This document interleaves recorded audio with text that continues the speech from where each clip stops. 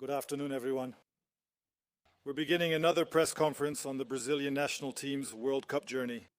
Today with Lucas Paquetá, a 28-year-old athlete, Flamengo player, with 65 matches for the Brazilian national team. I'll start by asking Lucas, after almost 48 hours since the game, yesterday you had a day, an afternoon there with your family.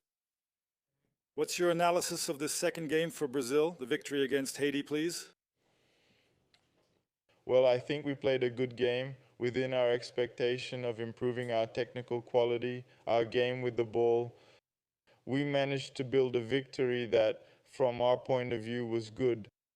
This game boosts our confidence to keep growing in the competition. Thank you. Pedro? Paquetá, Pedro Bassano Bassan, TV Globo Center.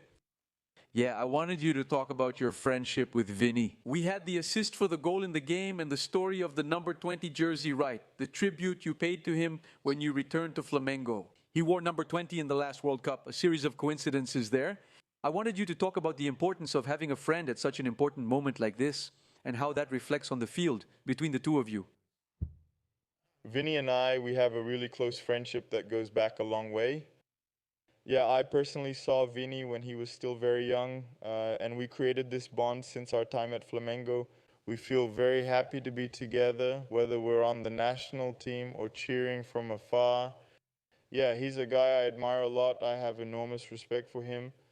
And without a doubt, being with him here on the national team, experiencing another World Cup is really special for us. Paulo Paquetá, good afternoon. Mauro Naves here, SBT and N Sports. The question of the week is who's going to play in Rafinha's place on the right side. Will it be this one, that one, or another? There are 3 or 4 candidates.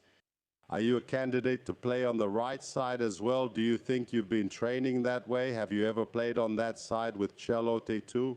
Would you put someone else in midfield, maybe Danilo, and make it a 4-2-4 with you on the right side? Have you ever trained like that with him? Could that be one of the options? Because we only think that Ryan will come in or Luis Enrique will play there, etc. Could it be Paquetá on that side? Sure, man. I think I'm always available to help, to do my best. Yeah, that's a question that, thank God, I don't have to answer because that's a decision for the coach. He's the one who decides. But I think that regardless of the name, everyone is very well prepared to come in and do their best. Paquetá here, Lili Nascimento from ESPN.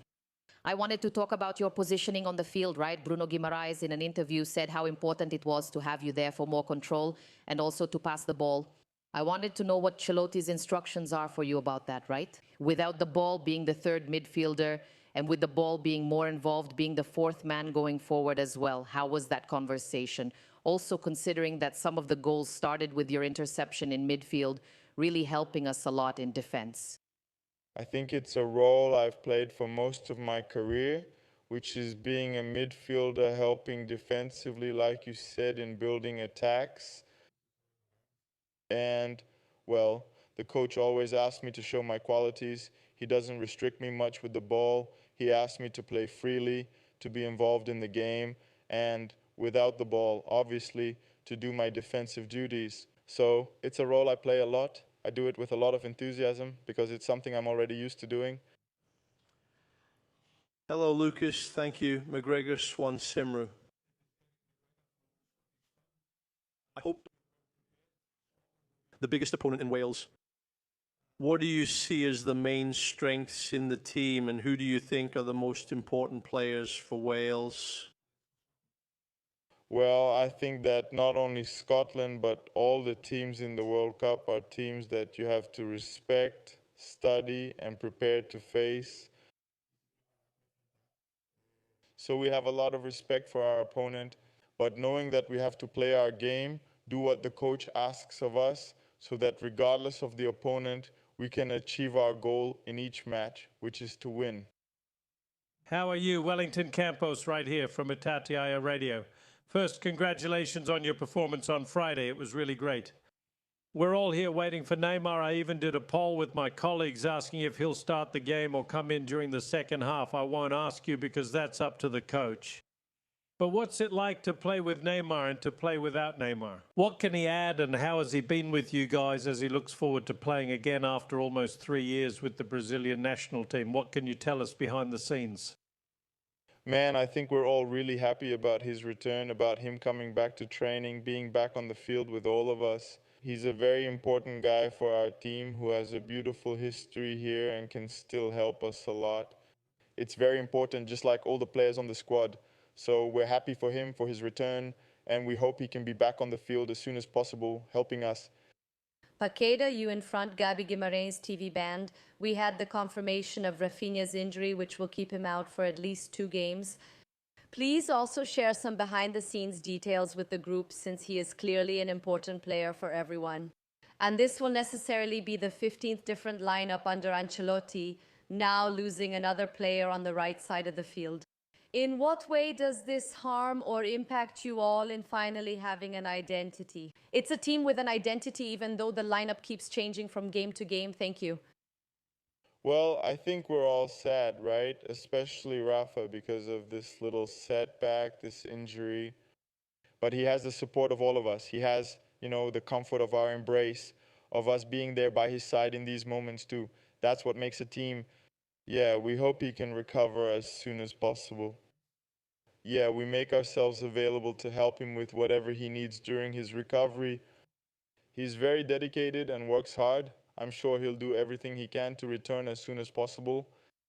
And, well, as for his importance, it goes without saying, right? He's a guy who's had incredible seasons and has been growing a lot within the national team.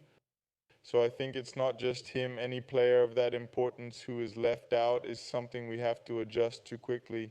But, well, the list was very well chosen by the coach. There are 26 quality athletes, and I'm sure that whoever fills in for him will do it in the best way possible. Hi, good afternoon, Paquetá. How are you? Isabel Costa, Gold Channel. Yeah, there's a lot of talk about players who have huge potential at their own clubs, but when they get to the national team, they can't perform the same way they do at their clubs. And there's a lot of talk about Vinicius Jr., but in these last 2 or 3 games, actually 2 games, we've seen Vinicius Jr. being very decisive. You have also been very involved.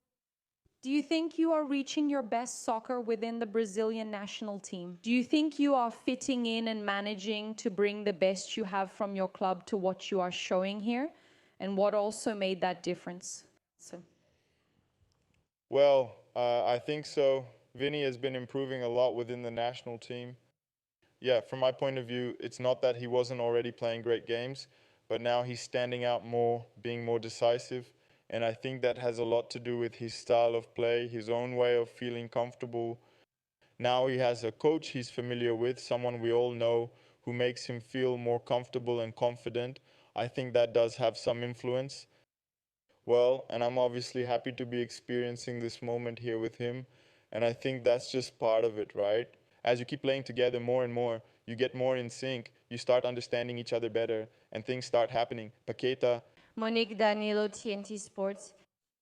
When you made the move to leave the Premier League for Brazilian football and return to Flamengo, a lot of people thought that was a very bold decision, especially with the World Cup so close. You had a period of readjustment and were left out of the March squad. I wanted to ask you if at any point you were afraid that this decision might keep you from being here. And how is it now actually living a World Cup again as a starter for the national team? Feeling this after all the personal challenges we know you've faced throughout this last cycle. Thank you. Well, I don't think so. I wasn't afraid. I was very sure about my decision. Like you said, after everything I've been through, I had it very clear in my mind what I wanted. I wanted to relive this dream of wearing the Flamengo jersey. Yeah, of course, the national team has always been a goal, but regardless of the club, I would have to be doing my best at my club to earn my place on the national team. And, well, I think the doubts always come from outside. In my heart, in what I do and work toward, it's very clear to me where I can go, what I can achieve. And, well, I'm very happy to be here, to be part of the group, to be a starter. Even if I wasn't, it's already a huge joy to be back with the national team, playing in another World Cup, wearing this jersey. So I'm really happy. Good afternoon, right? Eduardo Sá. From the Fique Livre channel, because until the first game, it was a midfield trio with the number 9 playing very deep, which was Igor Thiago. In the second game, Matheus Cunha was sometimes a number 10, sometimes a number 9. When 10 formed a midfield diamond, you played more on the left. With Igor Thiago, you played more centrally, keeping him in the box. What changes for you in this diamond position? A little more to the left or at the tip of the triangle with the number 9 dropping deep? Good luck. Good afternoon. Good afternoon. Well, I think for this second game, we were a bit more clear about playing with 3 in midfield, right? Different from the other game where I started on the outside and floated inside with a bit more freedom. So I think this small tactical change ends up defining better the way we understand each other on the field. I mean, among the midfielders, my fellow midfielders. And, well, Kuna has a different characteristic. He allows, in my view, more mobility for me with him, an exchange, and that makes it a bit easier for us to have superiority in the midfield. Igor Thiago is more of a box player, more centralized, so I think they have different characteristics for different games, and in this game it worked really well. We were happy to win. Here it is. You can. Go ahead, keep selecting. Good afternoon, Gabriel Rice, Plucker Magazine. Anyone who has been following you for a long time knows how much you've suffered and how much you've had to shield yourself recently. For example, we have important people in Brazil saying that Neymar is here working from home. How do you guys manage to shut yourselves off? Do you use that to get stronger, to close yourselves off even more? Do you help each other? Do you try to shield the group? How do you deal with that kind of thing? Yeah, so many people should be supporting, but they end up not supporting. Man, I think all of us, each one in their own life, have gone through tough times that only you experienced, that your family went through, and that you went through it together. In our case, we went through it together with our family, at home, so we learned from an early age to shield ourselves from what's coming from outside, because that's not what drives us, that's not what's going to make us achieve our goals or fulfill our dreams. We know it's about hard work, dedication, and our actions at home and on the field. We learn from an early age to deal very well with criticism, with people questioning us, but we still try to filter out what can be good, what can serve as fuel, and move forward with our work, doing our part, because that's how we achieve things. For those back here, for those here, Fabio Azevedo from JBF Radio. How do you deal with comparisons to other teams that have started better than the Brazilian team? Teams that are favorites like France, Germany, Argentina. How do you handle collective criticism internally? Man, we're very calm about what we came here to do. Yeah, we fell a bit short of expectations in the first game. Yes, as everyone knows, we talked about that after the game. We improved, worked on it, stayed calmer, and I think we have to focus on what we can do. Yeah, we are the Brazilian national team. We work to achieve the goal of winning another World Cup. And, well, we're growing in the competition. We already played better in the second game, and we intend to do even better in the third game. And in the end, if the goal is achieved, yeah, no comparison matters. Paquetá, good afternoon. Pedro Cunha, Ex-Sports. This World Cup has been marked so far, at least, by a great deal of parity when we talk about the teams, let's say the favorites. Spain, in the first round, drew with Cape Verde. Portugal couldn't beat Congo.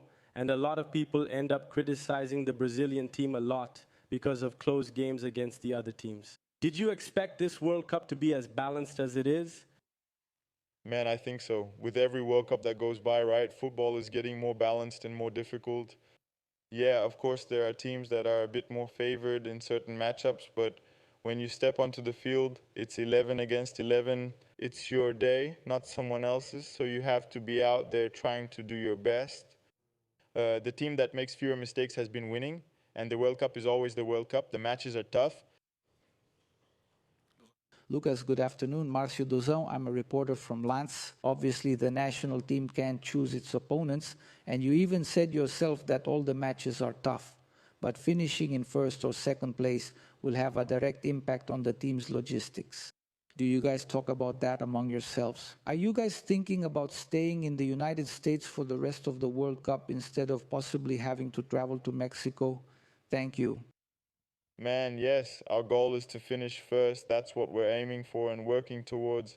It's a logistics thing that helps with travel, rest time, and recovery. So I think that's our goal, and we're going after it. Here, Paquetá, Jonathan Santos, BTB Sport Channel. You, in the last World Cup, gave the final assist for one of the most celebrated goals, which was Neymar's goal in that combination play against Croatia. What was the biggest lesson in these last 4 years in Paqueta's life and above all for the Brazilian national team? Thank you. Man, lesson, I think I learned a lot during the last 4 years, especially because of everything I experienced, right? I think I learned to value things a little more, the things that I achieve. Yeah, today being in the national team, not that before I wasn't very happy, but today I see, after going through so much, an even greater happiness, an even greater gratitude to God for everything He has done in my life, for giving me the opportunity to be here again. So I think that's it, to value more what we have, what we've achieved with our work, with our effort, and to keep working to achieve even more. Paquetá. Paulo Fernando, Liberal Group, Belém do Pará. My regards, congratulations on your performance against Haiti. For Paquetá, a little story from '78, I saw Brazil and Argentina, where Chicon was really laying into them on one side and Passarella was doing the same on the other over there. In other words, my friends, on the field, you stay over there and I'll stay over here.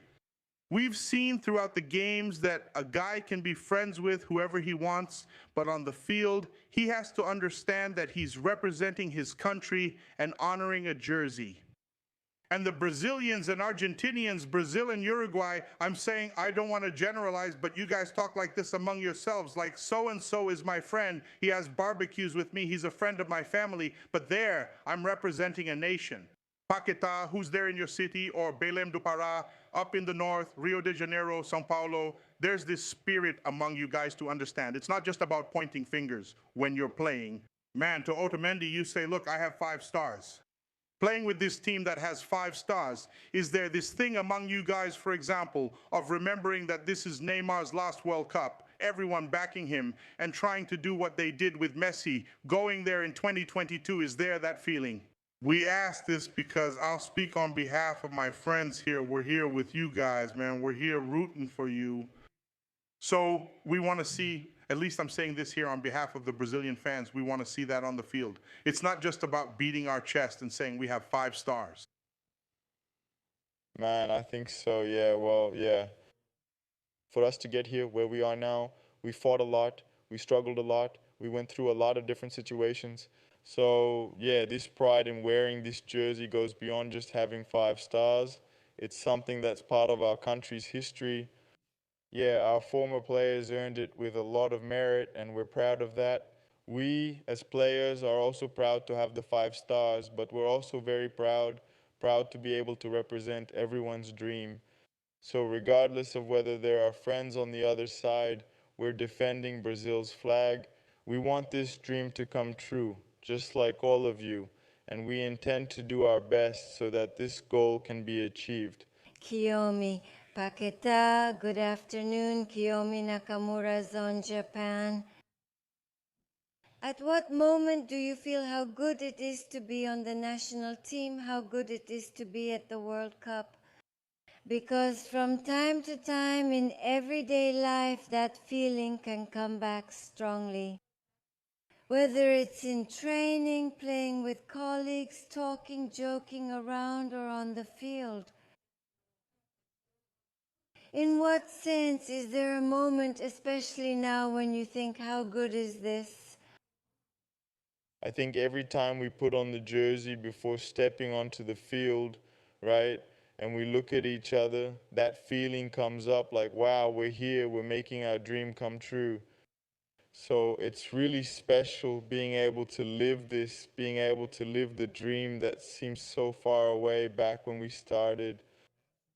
So there are other moments too, but I think that putting on the jersey to be on the field is a very unique, special moment, and we feel really happy. To wrap up, Lucas. Here, Carlos Menezes from the EFE agency in Spain. What does the Brazilian national team lose without Rafinha on the team?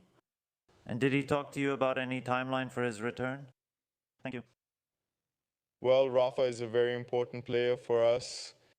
Yeah, we all know his characteristics, his strengths, right? The speed he has, right? His ability to attack space and finish.